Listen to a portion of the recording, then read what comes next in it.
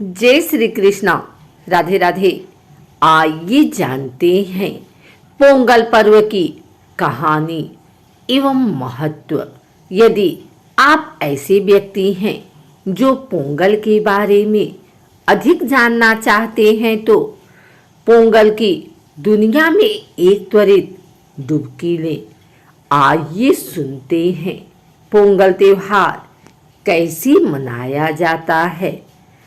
देसी किसानों के लिए सबसे बड़े त्योहारों में से एक पोंगल वह समय है जब वे खेतों में अपनी सारी मेहनत का जश्न मनाते हैं।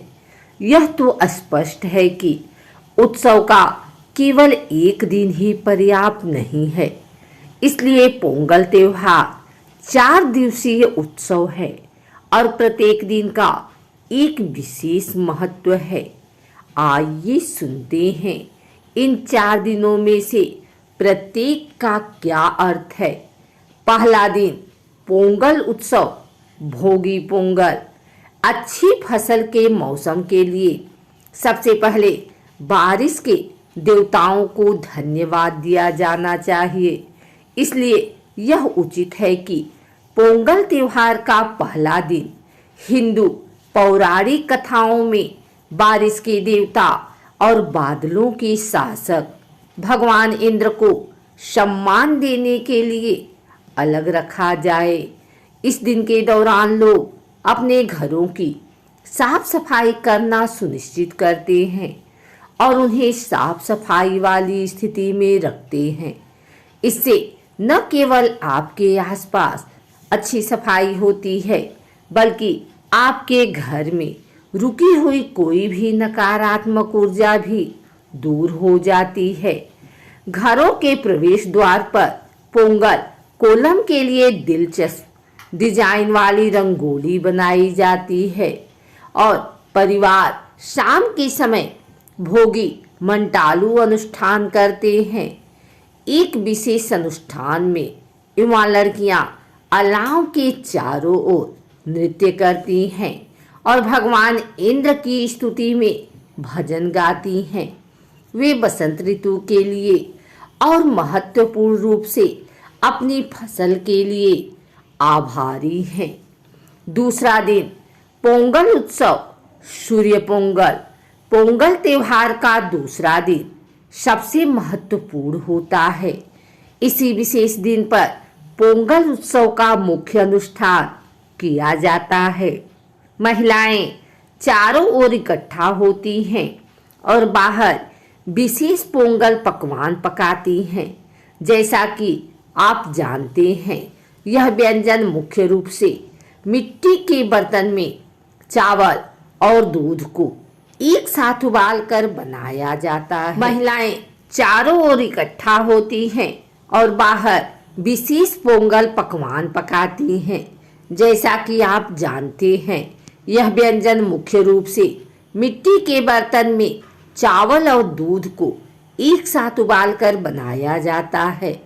यह सूर्य देव या भगवान सूर्य को दिया जाने वाला प्रसाद है।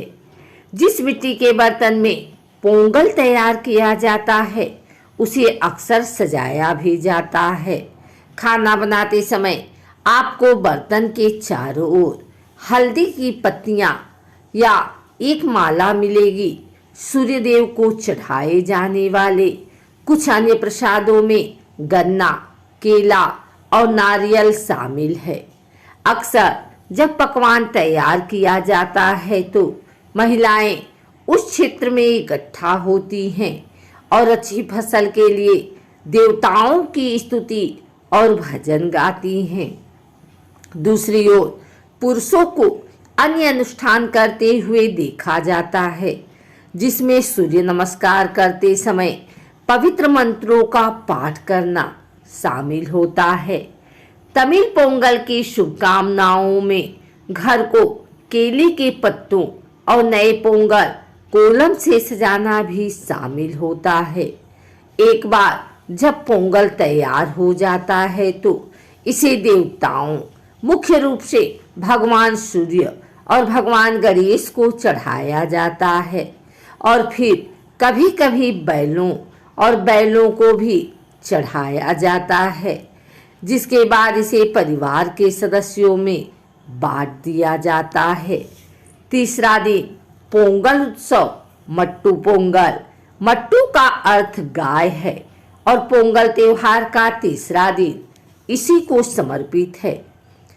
ठीक ही तो है, आखिरकार गाय किसानों और उनके परिवारों को दूध देती है और बैल खेतों की जुताई में मदद करते हैं और फसल के मौसम में काम आते हैं। इस दिन के उत्सव में गायों और बैलों को घंटियों से सजाना और उन पर रंग लगाना शामिल है। उनकी मोतियों और हल्दी के पानी से पूजा की जाती है और उनके गले में फूलों की मालाएं डाली जाती हैं, ताकि उन्हें सच्चे अर्थों में विशेष और महत्वपूर्ण और तमिल पोंगल की शुभकामनाएं दी जा सकें। इस दिन का मज़ेदार हिस्सा यह है कि गायों और मवेशियों को पोंगल खिलाने के बाद उन्हें शहर के केंद्र में ले जाया जाता है। अक्सर पुरुष अपने बैलों के साथ दौड़ लगाते हैं और सड़कों पर मौज मस्ती, उल्लास, उत्साह और बहुत कुछ से गूंज उठती है। एक बार जब उत्सव अधिक व्यवस्थित हो जाता है तो मवेशियों के आसपास होने वाली किसी भी बुराई को दूर करने के लिए एक पूजा आयोजित की जाती है। चौथा दिन पोंगल उत्सव, कन्नुम पोंगल। इस दिन को सभी पोंगल उत्सवों में से अंतिम के रूप में चिन्हित करते हुए कन्नुम पोंगल सभी चीजों को समाप्त करने और दोस्तों और विस्तारित परिवारों से मिलने के बारे में है। कन्नुम का अर्थ है मिलना या दौरा करना। यही कारण है कि परंपरा के अनुसार लोग तमिल पोंगल की शुभकामनाएं देते हुए अपने प्रियजनों से मिलते हैं। इस दिन कानू पीढ़ी का अनुष्ठान भी किया जाता है। एक पारंपरिक दक्षिण भारतीय रिवाज में हल्दी के पत्तों को धोकर जमीन पर रखना शामिल है। फिर पिछले दिन प्रसाद के रूप में उपयोग किए गए सभी बचे हुए पोंगल और अन्य भोजन को इन हल्दी के पत्तों पर रख दिया जाता है और बाहर छोड़ दिया जाता है। यह मुख्य रूप से पक्षियों को खाना खिलाने और बढ़ती मौसम के दौरान किए गए उनके योगदान के लिए धन्यवाद देने के लिए किया जाता है। यह आमतौर पर घर की महिलाओं द्वारा किया जाता है। यह सुबह सुबह बिना नहाए या धोए किया जाता है। 4 दिवसीय पोंगल उत्सव इस वर्ष 15 जनवरी से 18 जनवरी 2024 तक होगा। तमिल राज्य में पोंगल त्योहार का बहुत महत्व है। जनवरी के महीने को वहाँ थाई महीना कहा जाता है और तमिल लोगों का दृढ़ विश्वास है कि यह महीना उनके लिए अनुकूल है, जो उनके जीवन में सकारात्मक बदलाव लाता है और उनके जीवन की समस्याओं को दूर करता है। इस मौसम के दौरान हल्दी, गन्ना और चावल जैसी फसलों की कटाई की जाती है। तमिल लोगों के लिए यह महीना शादियों, सगाई और सभी प्रकार की आध्यात्मिक गतिविधियों के लिए शुभ माना जाता है। आइए सुनते हैं पोंगल त्योहार की कहानी। हिंदू पौराणिक कथा के अनुसार बैल नंदी को भगवान शिव ने मानव जाति को हर दिन तेल मालिश और स्नान करने और महीने में एक बार भोजन करने के लिए कहने के लिए पृथ्वी पर भेजा था। हालांकि नंदी ने प्राणियों को प्रतिदिन एक भोजन करने और महीने में एक बार तेल मालिश और स्नान करने के लिए कहा।